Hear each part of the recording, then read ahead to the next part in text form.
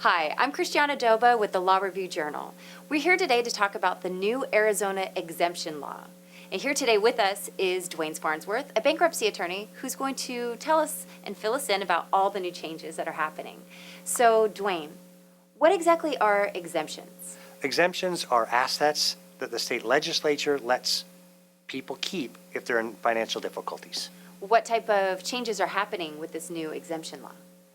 Well, there's some things that are protected now that weren't ever protected before, because the last time the exemption laws were updated was, in a significant way, was 1982. So computers we can protect now, domain names and websites we can protect now. There's higher dollar limits for protection on motor vehicles.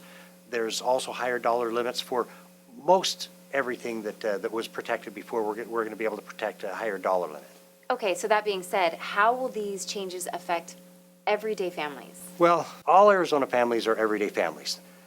It's kind of a tight window when some of our families, some of our friends, some of our neighbors fall into a situation where creditors are pursuing them, whether they're filing lawsuits against them or whether they maybe be considering bankruptcy because of the Great Recession extending as long as it has. So an everyday family doesn't think about exemptions, it doesn't need to.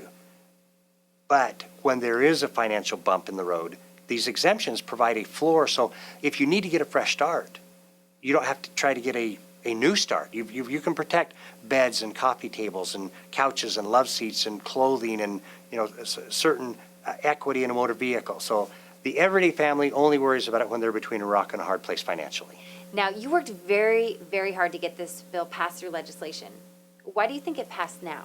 Well, because we're at the end of a long recession and people are strained. The legislature knows friends and family and neighbors that have had financial problems and need these exemptions and need these assets. It's also been 30 years since many of the numbers that we updated were changed. What are some of the new things to get excited about this exemption law? Well, we can exempt computers, home computers, I should say, under the new exemption law that takes effect.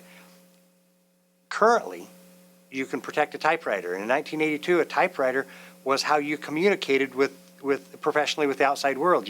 Or even personally, you would send letters to your family with it. You would send business applications or contracts. You would search for a job with your typewriter.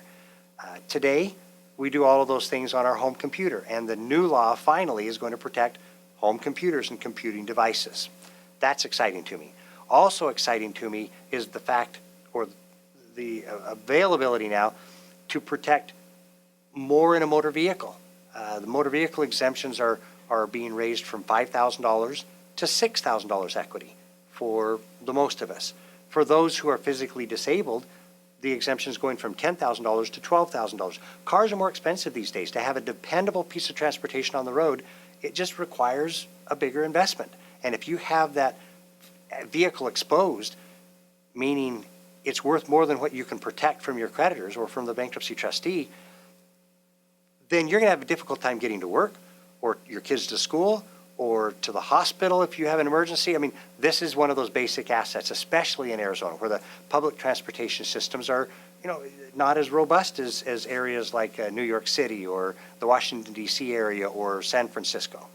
So then on a day-to-day basis, what have you seen that has personally affected you in pushing this exemption law through? I sit down with people that are in desperate financial situations on a daily and weekly basis, and there are things that they need to protect that haven't been protected. And so I've been motivated to go in and make sure that we update the laws, because the legislature in 1982 intended to protect going forward these families and their basic needs. And when I speak of basic needs, a story comes to mind. We were having a discussion around our conference table one day as we were getting these laws addressed, and we have a young woman who is engaged to be married, and she was arguing back and forth about the basic necessities. Well, how could you argue that, for example, a wedding or engagement ring is a basic necessity? And I asked her to take her ring off and give it to me. And when I asked her the question, her upper lip started quivering. And I said, I rest my case. There's things that are just so emotional, even though they're not maybe considered bare necessities from the creditor's perspective or the